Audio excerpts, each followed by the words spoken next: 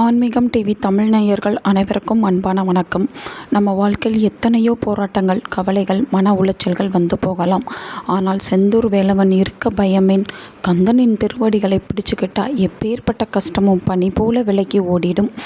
ஆடி மாதத்தில் வரக்கூடிய மிக விசேஷமான ஆடி கிருத்திகை அன்றைக்கு நாம் செய்யக்கூடிய ஒரு எளிய வழிபாடு நம்மை சூழ்ந்திருக்கும் அத்தனை துன்பங்களையும், நோய்களையும், கடன் சுமைகளையும் தீர்க்கக்கூடிய ஒரு மகா சக்தி வாய்ந்தது. 2026 ஆடி கிருத்திகை அன்றைக்கு எப்படி விரதம் இருக்க வேண்டும், வழிபாட்டிற்குரிய துல்லியமான நேரங்கள் என்னென்ன, வீட்டில் முருகனுக்கு செய்ய வேண்டிய சர்வ துயர நிவர்த்தி பரிகாரம் என்னென்னவென்று அக்குவேர் ஆணிவேராக இந்த வீடியோவில் நாம் பார்க்க போகிறோம். நம்ம சேனலை இன்னும் சப்ஸ்கிரைப் பண்ணாதவங்க உடனே சப்ஸ்கிரைப் பண்ணி வச்சுக்கோங்க. இந்த வீடியோவை முழுமையாக பாருங்கள். முதலில் ஆடி கிருத்திகையின் ஆன்மீக ரகசியத்தை தெரிஞ்சுக்குவோம். சிவபெருமானின் நெற்றிக்கண்ணிலிருந்து உதித்த சரவணபவனை கார்த்திகை பெண்கள் 6 பேர் பாலூட்டி வளர்த்த நாளாகும். அதனால் இந்த நாளில் முருகப்பெருமானை நினைத்து கிருத்திகை விரதம் இருப்பவர்களுக்கு கேட்கும் வரங்களை அள்ளித்தருவது கந்தனின் வாக்கு. ஆடி கிருத்திகையானது நாளைய தினம், அதாவது 6/8/2026 அன்று மாலை 6:19 மணியிலிருந்து மறுநாள், அதாவது 7/8/2026 மாலை 4:51 மணி வரை இருக்கின்றது. இதில் மாலை வழிபாடு செய்ய விரும்புபவர்கள் நாளைய தினம், அதாவது 6/8/2026 மாலை நேரத்தில் எப்போதும் போல அந்த கார்த்திகை நட்சத்திரம் ஆரம்பிக்கும் நேரமான 6:19 மணிக்கு, அதாவது 6:20க்கு மேல் நீங்கள் உங்களுடைய வழிபாட்டை மேற்கொள்ளலாம். இல்லை, நான் காலையில் தான் வழிபடப் போகிறேன் என்பவர்கள் 7/8/2026 அன்று பிரம்ம முகூர்த்த நேரமான 4:30 மணியிலிருந்து 5:30 மணிக்குள் வழிபாட்டை மேற்கொள்ளலாம். படையல் போட்டு விரதம் இருக்க விரும்புபவர்களும் 7/8/2026 மதிய வேளையில் படையல் போட்டு சாமி கும்பிட்டு கொள்ளலாம். இவ்வளவு நேரம் இருக்கிறது, இதில் எதை நான் தேர்ந்தெடுத்து கொள்வது என்று குழப்பம் அடையாமல் அவரவர்களுக்கு ஏற்றவாறு நேரத்தை தேர்ந்தெடுத்து கொள்ளுங்கள். இதில் மிகவும் முக்கியமான நேரமாக பார்க்கப்படுவது 6/8/2026 அன்று மாலை வேளையில் வருகிறதல்லவா, 6:20 மணிக்கு மேல் அந்த நேரத்தை தேர்ந்தெடுத்து கொள்வது மிக மிக சிறப்பு வாய்ந்ததாக கருதப்படுகிறது. ஆடி கிருத்திகை விரதம் எந்த நாளில் ஆரம்பித்து எப்படி நிறைவு செய்வது என்று பலருக்கு குழப்பமாக இருக்கலாம். துன்பங்கள் தீர விரதம் இருக்கும் முறை பற்றி இப்போது பார்த்துவிடலாம். அதிகாலையிலேயே எழுந்து, அதாவது 6/8/2026 அன்று அதிகாலையிலேயே எழுந்து தூய்மையான ஆடைகளை அணிந்து கொண்டு உங்களுடைய விரதத்தை வீட்டு பூஜை அறையில் விளக்கேற்றி வைத்துவிட்டு நீங்கள் உங்களுடைய விரதத்தை ஆரம்பிக்கலாம். அதாவது 6/8/2026 அந்த அதிகாலை வேளையில் பரணி நட்சத்திரம் இருக்கிறது.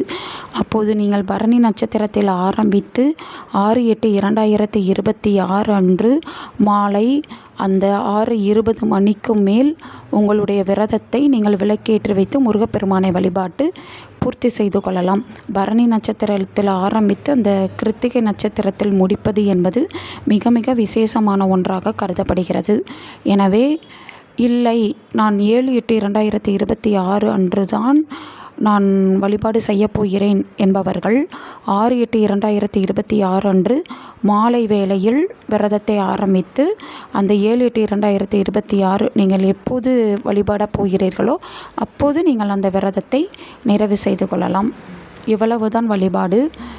இதில் குழம்பிக் கொள்வதற்கு உங்களுக்கு எதுவும் இல்லை. பரணி நட்சத்திரத்தன்று ஆரம்பிப்பது, விரதம் இருக்க ஆரம்பிப்பது என்பது மிக மிக விசேஷமான ஒன்றாக கருதப்படுகிறது. உடல் ஆரோக்கியமும் உள்ளவர்கள் நாள் முழுவதும் உபவாசம் இருந்து அந்த மாலை வேளையில் முருகனை தரிசனம் முடித்த பின் பாலையும் பழத்தையும் உண்டு விரதத்தை நிறைவு செய்யலாம். வேலைக்கு செல்பவர்கள் அல்லது முதியவர்கள் பால், பழம் அல்லது ஒருவேளை சைவ உணவை மட்டும் உண்டு மனப்பூர்வமாக விரதம் இருக்கலாம். விரத நாளன்று கோபப்படுவது, யாரையும் புண்படுத்துவது, வீண் விவாதங்கள் செய்வதை தவிர்க்க வேண்டும். நாள் முழுவதும் ஓம் சரவண பவ, ஓம் சரவண பவ என்னும் மந்திரத்தை சொல்லிக்கொண்டே இருங்கள். முடிந்தால் வேலும் மயிலும் துணை, வேலும் மயிலும் துணை என்ற மந்திரத்தையும் மனதிற்குள் ஜெபித்து கொண்டே இருக்க வேண்டும். இப்போது ஆடி கிருத்திகை அன்றைக்கு உங்கள் வீட்டில் இருக்கக்கூடிய பிணி, பயம், கவலைகள் மற்றும் கஞ்சிஷ்டிகளை அடியோடு போக்கக்கூடிய மகா சக்தி வாய்ந்த வேல் எலுமிச்சை பரிகாரம் பற்றி இப்போது நாம் பார்க்க போகிறோம். ஆடி கிருத்திகை அன்று நீங்கள் அந்த வழிபடும் வேளையில் பூஜை அறையை நன்றாக சுத்தப்படுத்தி முருகன் படத்திற்கு அல்லது வேலுக்கு செவ்வரளி பூக்களால், அதாவது சிவப்பு நிறத்தில் உள்ள செவ்வரளி பூக்களால் அலங்காரம் செய்து கொள்ளுங்கள். முருகனின் படத்திற்கு முன்பாக ஒரு சுத்தமான எலுமிச்சம்பழத்தை வைக்க வேண்டும். எலுமிச்சம்பழத்தின் மேல் சிறிதளவு சந்தனம் மற்றும் குங்குமம் போட்டு வைத்து கொள்ளுங்கள்.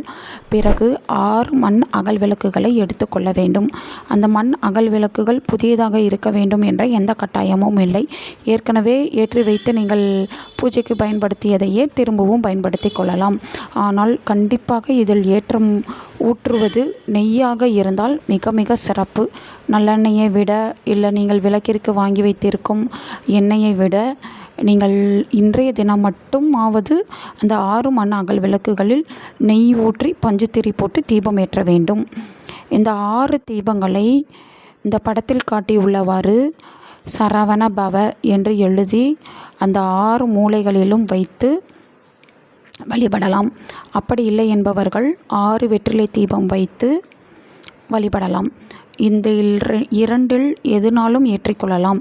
இல்லை, நான் இந்த இரண்டும் ஏற்ற எனக்கு தோது இல்லை என்பவர்கள் 6 மண் அகல் விளக்குகளை அப்படியே நேர்கோடாக வைத்தும் முருகனை நினைத்து வழிபடலாம். தவறொன்றும் கிடையாது. எண்ணிக்கை மட்டும் சரியாக இருக்க வேண்டும். 6 என்ற எண்ணிக்கையில் விளக்குகள் இருக்க வேண்டும். இப்போது கை கூப்பி சரவணபவ குகனை, என் குடும்பத்தில் உள்ள நோய் நொடிகள், மனக்கவலைகள், கடன்கள் அனைத்து தடைகளும் நீங்கி நிம்மதியும் அமைதியும் கிடைக்க வேண்டும். என் குடும்பத்தில் செல்வம் பெருக வேண்டும். என் பிள்ளைகள் நன்றாக இருக்க வேண்டும் என்று மனமுருகி வேண்டிக் கொள்ளுங்கள். பூஜை முடிந்ததும் அந்த எலுமிச்சம்பழத்தை 2ஆக நறுக்கி வீட்டு நிலைவாசலின் 2 பக்கங்களிலும் அல்லது வீட்டை சுற்றி திஷ்டி கழித்து வெளியே போட்டுவிடுங்கள். அதாவது இதை இரவு நேரத்தில் செய்யுங்கள். இந்த திஷ்டி சுற்றி போடுகிறீர்கள் அல்லவா, அதை இரவு நேரத்தில் செய்யுங்கள். அதுவரை கூட அந்த எலுமிச்சம்பழம் அங்கேயே இருக்கட்டும். இந்த எளிய பரிகாரம் உங்கள் குடும்பத்தை சூழ்ந்திருக்கும் அத்தனை எதிர்மறை அலைகளையும் உடனடியாக அழித்துவிடும். துன்பங்கள் விலக ஆடி கிருத்திகை அன்று முருகப்பெருமானுக்கு படைக்க வேண்டிய விசேஷ நெய்வேத்தியம் தினை மாவு தேன் அல்லது சர்க்கரை பொங்கல் செய்யலாம். அப்படி இல்லை, எனக்கு இது இரண்டுமே செய்ய கஷ்டம், தோது இல்லை என்பவர்கள் கற்கண்டு கலந்த காய்ச்சிய பால் 1 டம்ளரை வைத்துவிட்டு 2 வாழைப்பழங்களை வைத்துவிட்டு கூட நீங்கள் நெய்வேத்தியமாக படைக்கலாம். பிறகு விளக்கின் முன்னால் அமர்ந்து கண்களை மூடி அருணகிரிநாதர் அருளிய இந்த மகா வேல் வகுப்பு வரிகளை அல்லது மந்திரத்தை உருவாய் அருவாய் உளதாய் இளதாய் மறுவாய் மலராய் மணியாய் ஒளியாய் கருவாய் உயிராய் கதியாய் விதியாய் குருவாய் வருவாய் அருள்வாய் குகனே உருவாய் அருவாய் உளதாய் இளதாய் மறுவாய் மலராய் மணியாய் ஒளியாய் கருவாய் உயிராய் கதியாய் விதியாய் குருவாய் வருவாய் அருள்வாய் குகனே என்ற மந்திரத்தை 108 முறை கூற வேண்டும். இந்த ஒரு மந்திரத்திற்கு அவ்வளவு சக்தி உண்டு. இந்த மந்திரத்தின் அதிர்வுகள் உங்களுடைய மன பயத்தை போக்கி உங்கள் வாழ்க்கையில் இருக்கின்ற அனைத்து எதிர்மறை ஆற்றல்களையும் அழித்து நேர்மறை ஆற்றல்களை மட்டும் உங்கள் வீட்டிற்குள் வரச் செய்யும். எனவே இந்த மந்திரத்தை உங்களால் எத்தனை முறை கூற முடியுமோ, குறைந்தபட்சம் 108 முறை, அதிகபட்சம் 1008, 10,008 என்று எத்தனை முறை வேண்டுமானாலும் கூறலாம். அத்தனை முறை நீங்கள் கூறிவிடுங்கள். நேயர்களே, எனது அன்பான நேயர்களே, ஆடி கிருத்திகை விரதத்தின் போது சில முக்கியமான கட்டுப்பாடுகளை மட்டும் நீங்கள் நினைவில் வைத்து கொள்ள வேண்டும். அன்றைய தினம், அதாவது நீங்கள் விரதம் இருக்கக்கூடிய அன்றைய தினம் கண்டிப்பாக அசைவ உணவுகளை தவிர்த்து விடுங்கள். அதை சமைக்கவோ சாப்பிடவோ கூடாது. வீட்டில் சஞ்சை சச்சரவுகள் இல்லாமல் மங்களகரமான சூழலை பேண வேண்டும். மாலையில் வீட்டு நிலைவாசலில் தீபம் ஏற்றி வைக்க வேண்டும். முடிந்தால் அருகில் உள்ள முருகன் கோவிலுக்கு சென்று தரிசனம் செய்வதும், ஏழை எளியவர்களுக்கு அன்னதானம் அல்லது பால் வழங்குவதும் அளப்பரிய புண்ணியத்தை தரும். இந்த ஆடி கிருத்திகை 2026 நன்னாளில் உங்கள் வீட்டில் இந்த எளிய முருகன் வழிபாட்டை செய்து கந்தனின் பரிபூரண அருளையும் துன்பம் இல்லாத நிம்மதியான வாழ்க்கையும் பெறுங்கள். இந்த தகவல் உங்களுக்கு பயனுள்ளதாக இருந்தால் உடனே ஒரு லைக் போடுங்கள். உங்கள் ஃப்ரெண்ட்ஸ், ஃபேமிலி எல்லோருக்கும் இதை ஷேர் பண்ணுங்கள். உங்களுடைய கருத்துக்களை கமெண்டில் சொல்லுங்கள். மீண்டும் அடுத்த ஒரு ஆன்மீக ரகசிய வீடியோவில் சந்திப்போம். நன்றி, வணக்கம். வெற்றிவேல் முருகனுக்கு அரோஹரா.